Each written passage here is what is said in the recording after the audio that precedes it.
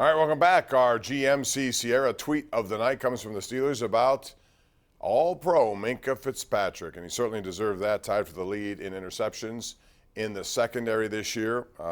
Was almost single-handedly responsible for that first win at Cincinnati, Chris. And they have a lot of free agents, the Steelers do, and I also think they'd like to have some of them back, and it will depend on which ones. I'll toss three names out. You tell me yes, no. Ogunjobi, Sutton, KZ. Are you saying, do I want them back or will they be back? Will they be back?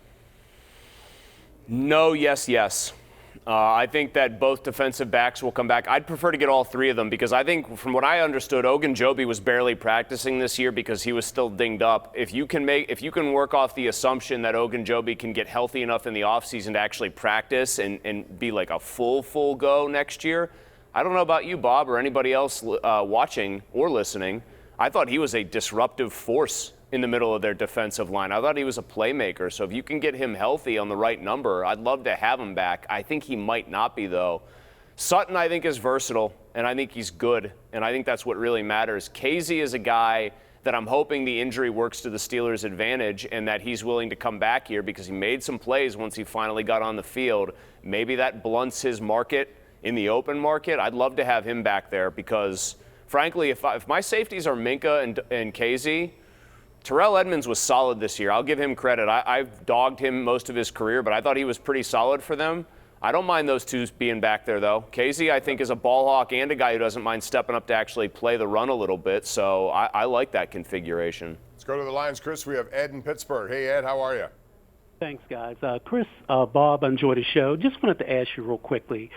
I know that Patrick Mahomes and also Joe Burrow, I can see how well they play, how much chemistry they have with the wide receivers and the tight ends.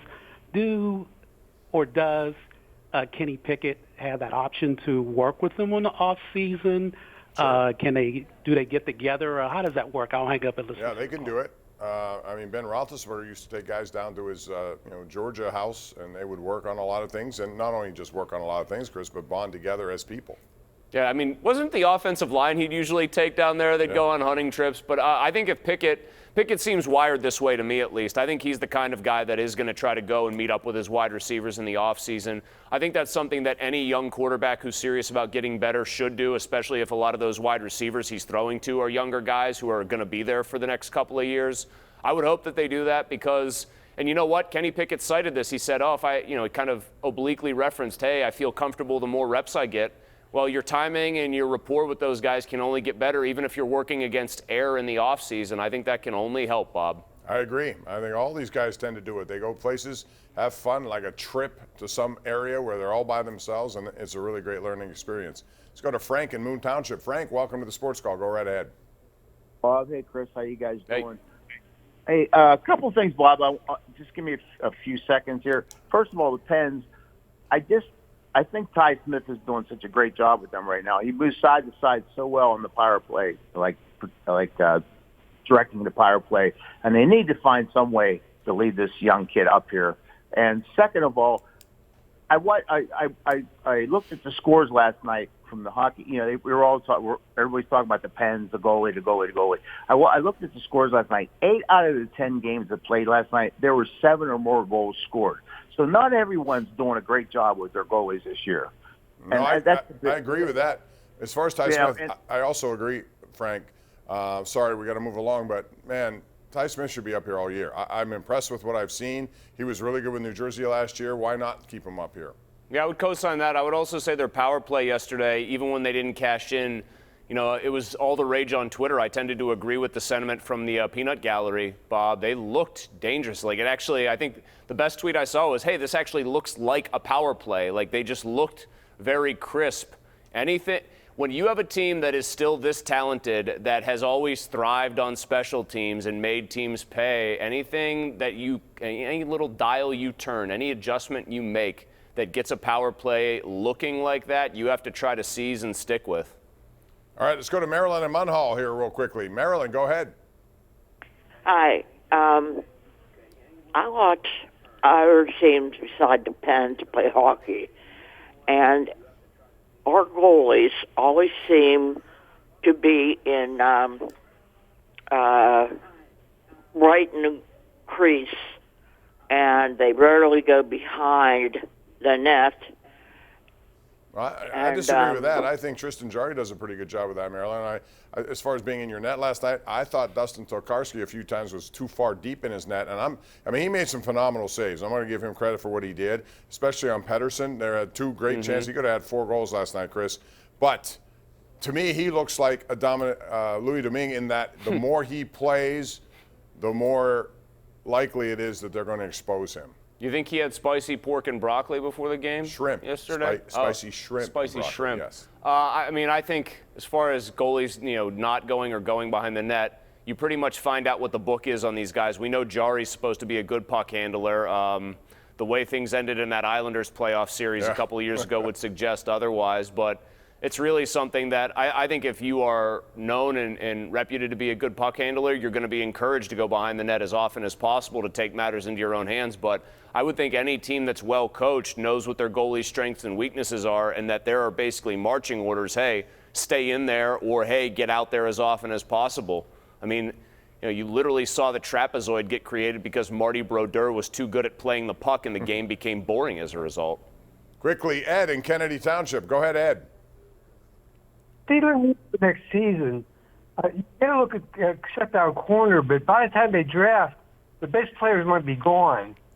They're also a little weak at stopping the run, so maybe you go defensive line. I think offensive linemen you can get in later rounds. I disagree with that. I go tackle as soon as I can get it. If I'm going to have to move up a little bit either, I might do that. Chris, I want to go through these games with you real quick because we have just a few minutes here in this segment. I think it's fascinating, some of these games. I love Super Wildcard Weekend.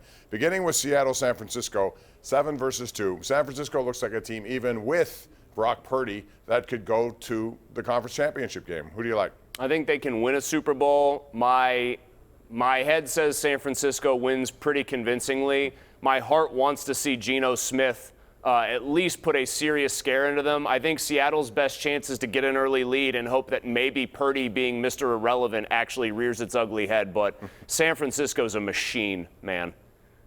All right, let's talk about the other game. To me, it's the most intriguing. Chargers, Jacksonville. I can see Jacksonville going all the way to the championship game of the AFC. I think either team in this game can win the Super Bowl because I think either team in this game, both teams in this game, possess the kind of talent at quarterback that can just take over an entire playoff run. If Joe Flacco is the guy in the modern era who probably has the greatest 4-game playoff stretch in history, then Justin Herbert and Trevor Lawrence certainly have the raw material to do it.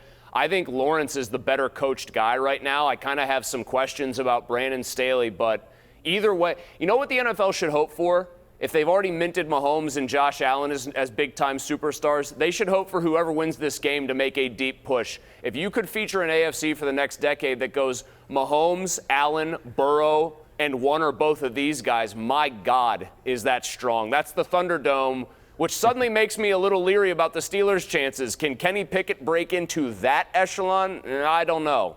We'll see. You got a lot of good experience this year. Should help them. All right, 7, Miami, 2, Buffalo. Paint me a scenario real quick, 20 seconds, that Miami wins.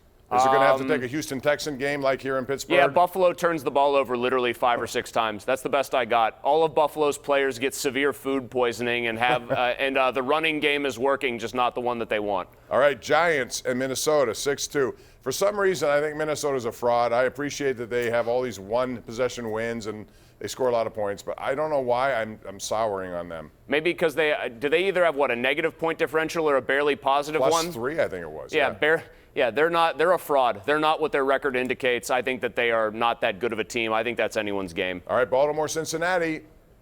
Cincinnati, their quarterback wears a big white turtleneck and says our window is open for as long as I'm playing. Who do you think I'm going with? Joey Burr. Don't forget about the glasses to go with the turtleneck and everything else.